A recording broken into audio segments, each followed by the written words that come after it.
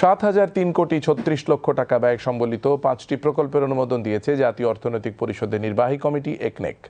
আজ বাংলাদেশ সচিবালয়ে প্রধানমন্ত্রী এবং একনেক চেয়ারপারসন তারেক রহমানের সভাপতিত্বে অনুষ্ঠিত সভায় এই অনুমোদন দেয়া হয়। এর মধ্যে নতুন প্রকল্প 3টি এবং সংশোধিত প্রকল্প 2টি। এর মধ্যে সরকারের নিজস্ব অর্থায়ন 4,536,10,00,000 টাকা এবং প্রকল্প ঋণ 2,467,26,00,000 টাকা ব্যয় হবে।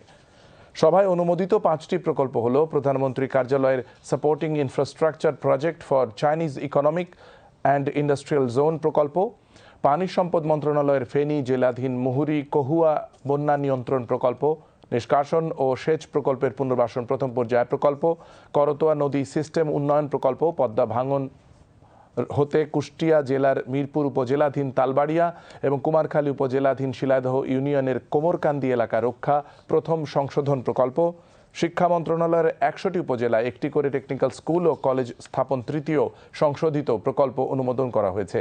সভায় পরিকল্পনা মন্ত্রী কর্তৃক ইতোমধ্যে অনুমোদিত 50 কোটি টাকার কম ব্যয় সংবলিত 4টি প্রকল্প সম্পর্কে একনেক সভায় অবহিত করা হয়। বৈঠকে মন্ত্রী, প্রতিমন্ত্রী, ঊর্ধ্বতন কর্মকর্তাগণ উপস্থিত ছিলেন।